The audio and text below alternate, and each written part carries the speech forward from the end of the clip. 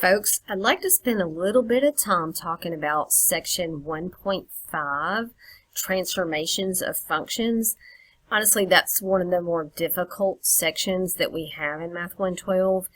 And Knewton Alta, although I do love it, makes it a little more challenging than I think it needs to be. So I have a little bit of a cheat sheet for you. If you'll scroll to the bottom of your Module 1, right here under Help, and click on Methods of Transformations. I'm going to pull that document up for you and show you a little bit about it. There's an example as well, but notice how the problem is broken down into f of x equals a function of b times x minus c plus d. I break down and tell you what all those values do. So what does the a do? What does the b do? What does the c do? What does the d do?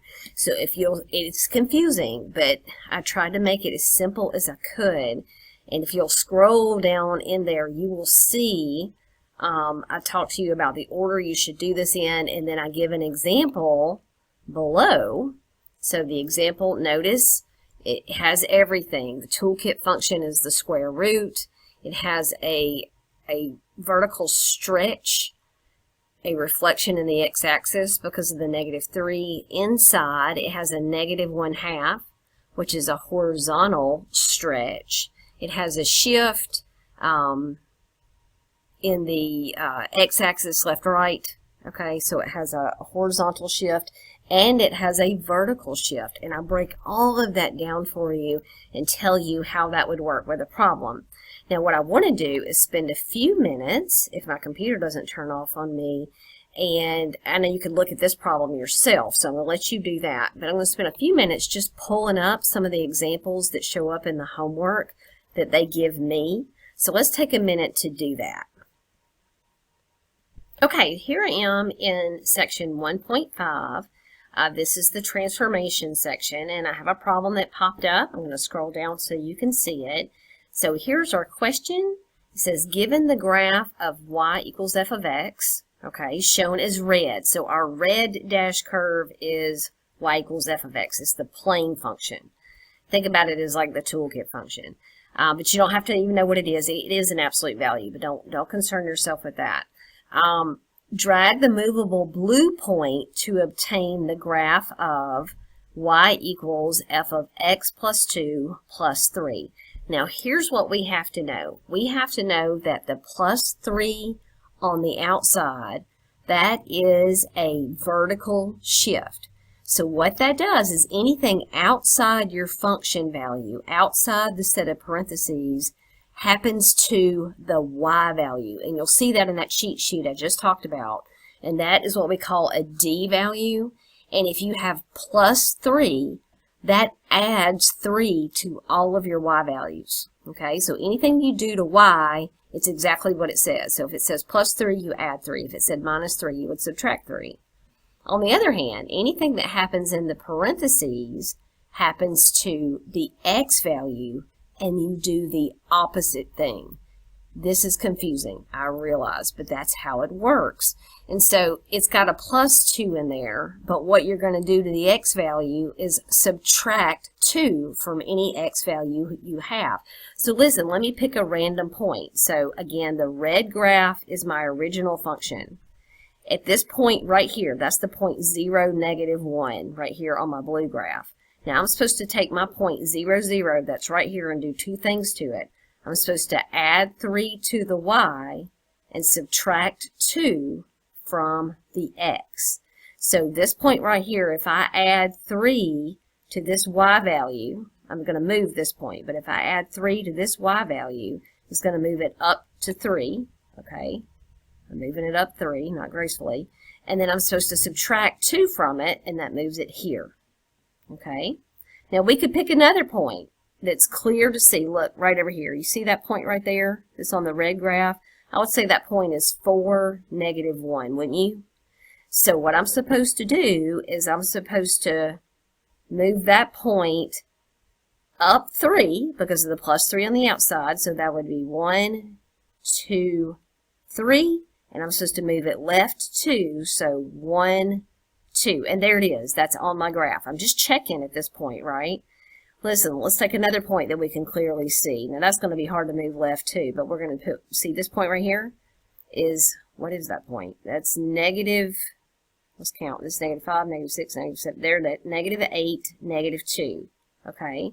So if I add 3 to my y value, that moves it up 3, 1, 2, 3, and then I move it left 2 because I'm adding 2 to the x, which means do the opposite, subtract 1, 2, and that point's going to be on my graph, which means my transformation should be correct. Now I'm going to submit it, and I struggle with this section just like students do because it's the way they present it is challenging, I know, but keep in mind I keep the simpler problems on the test, and we did it right. Now they've got an explanation here below. You could read that on your own.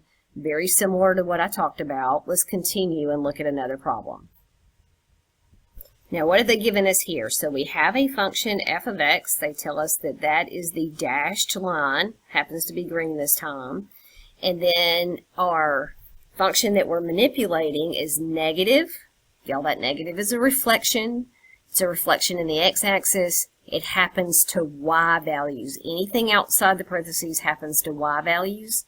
Anything inside the parentheses happens to x values. Anything outside of the parentheses, you do exactly the thing that it says, like multiply by negative 1 or add 2 to the y value.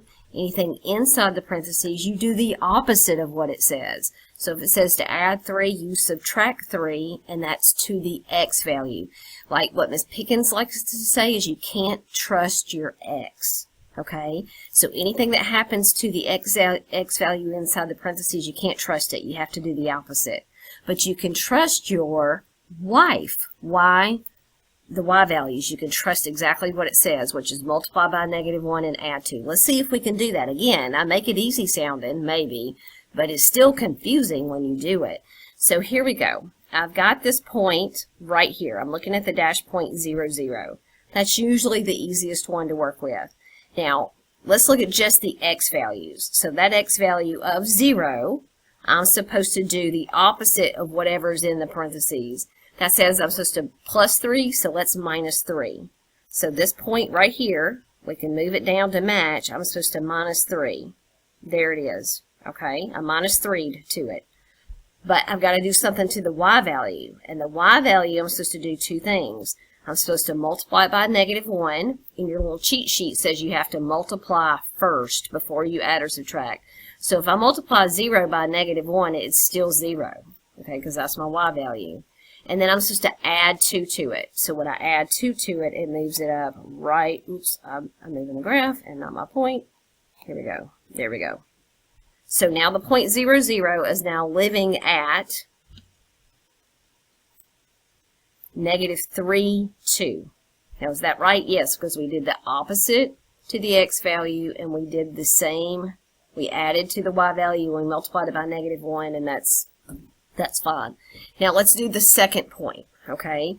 Now, the second point right here, I don't know where it was before, but let's pick a point we can clearly see, like this guy right here, right? That point is at 1, 1. You agree?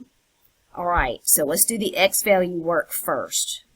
Now, the x value is 1. I'm supposed to take that x value of 1 and multiply it.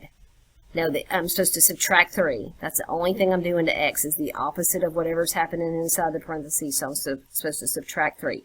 So now that means x is going to be negative 3. You probably need to write that down.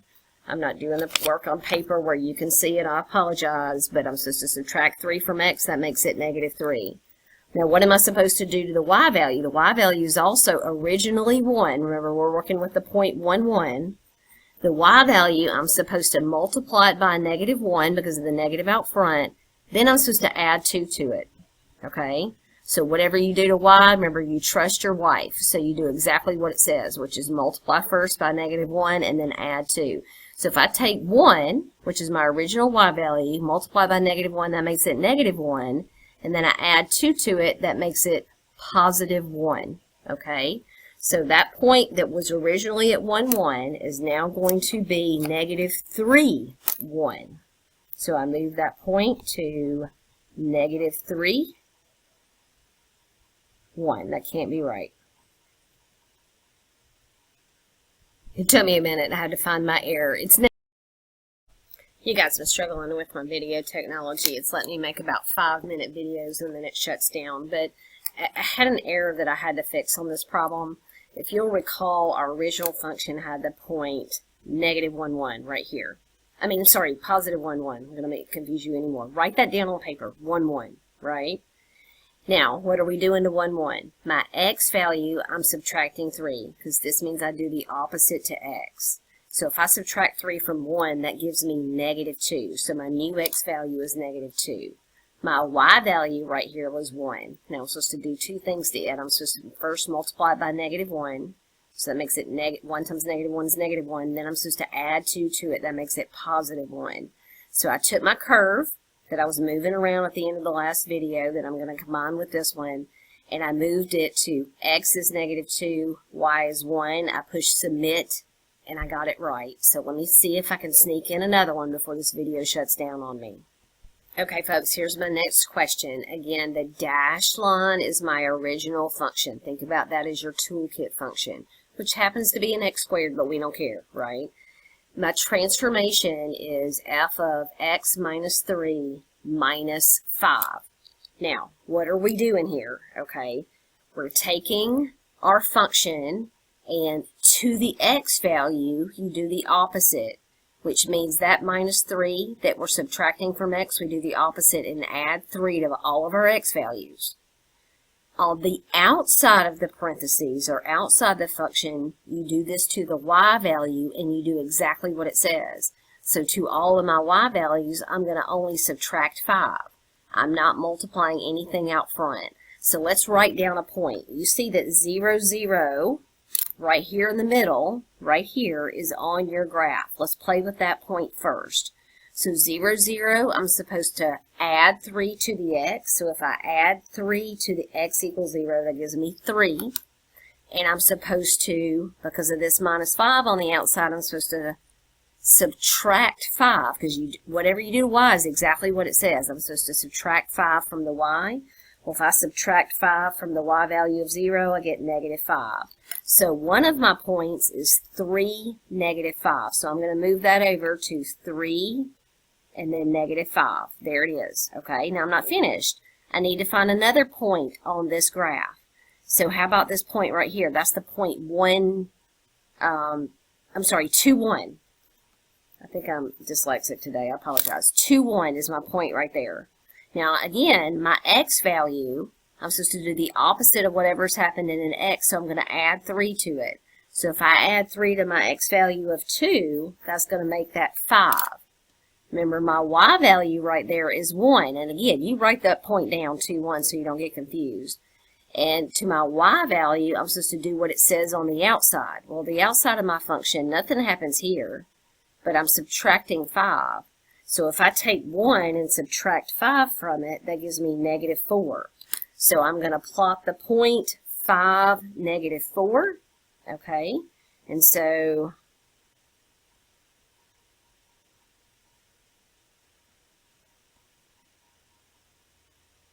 I'm grabbing my line, and I am trying to do 5, -4. Why is it not letting me? There's my point, I'm sorry.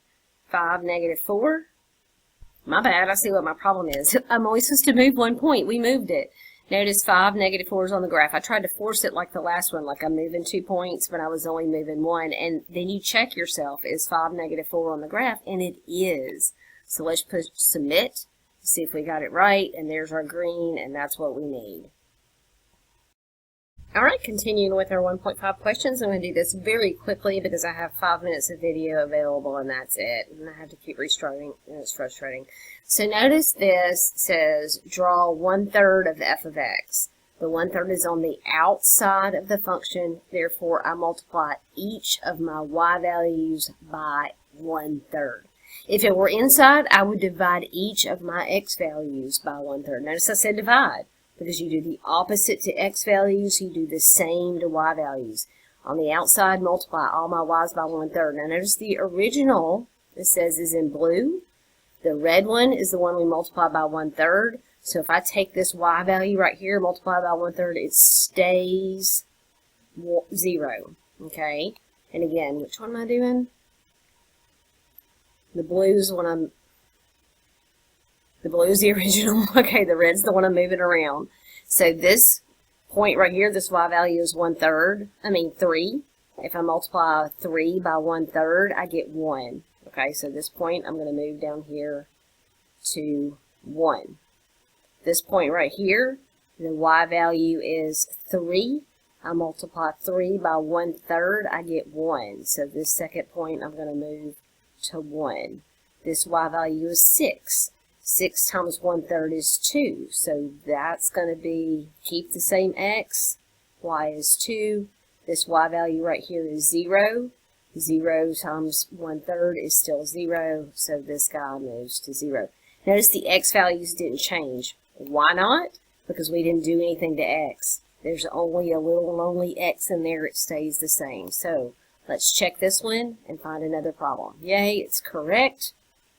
Okay, this is probably the last one I can squeeze in. Notice the 2 is on the inside this time. Since the 2 is times the x value, not by the whole function, then I do the opposite what it says. I'm supposed to divide every x by 2. I'm not doing anything to the y's this time. I'm only doing stuff to the x. And again, it's all, you can't trust your x. It's always the opposite of what's happening. If I multiply by 2 to the x, I'm supposed to divide by 2 to fix it. If I add to the x, I'm supposed to subtract 2 to fix it. That sort of thing. So every x, I'm going to divide it by 2. The y values stay the same. So let's scroll down and look at what we've got. This x value is 0. If I divide 0 by 2, it stays 0. So this first point right here is going to stay 0, 0. I guess that's my first point. Yeah, and I've got 1, 2, 3, 4, or maybe the 0 is already handled. Okay. My second point, the x is 1. I divided by 2, and now it's 1/2. The y value stays the same. So that point, I can't get it to move over. There it goes. Okay. So I took my 1 divided by 1/2. Divided by 2 is 1/2. The y value stays the same. This y value is going to stay the same also, but the x is 2. So 2 divided by 1/2 is 1. So this point is now going to be 1, 2 instead of 2, 2. Okay. But look at this point right here, 4, 6. The y value stays the same. I cut the 4 in half because I'm dividing it by 2, so it's going to be 2, 6. So I go over to 2, 6. All right. We've done this one, right? It's still confusing, especially when you do stuff to the x's. Okay, this point is 4, 1. I keep the 1. I cut the 4 in half, so it's going to be 2, 1.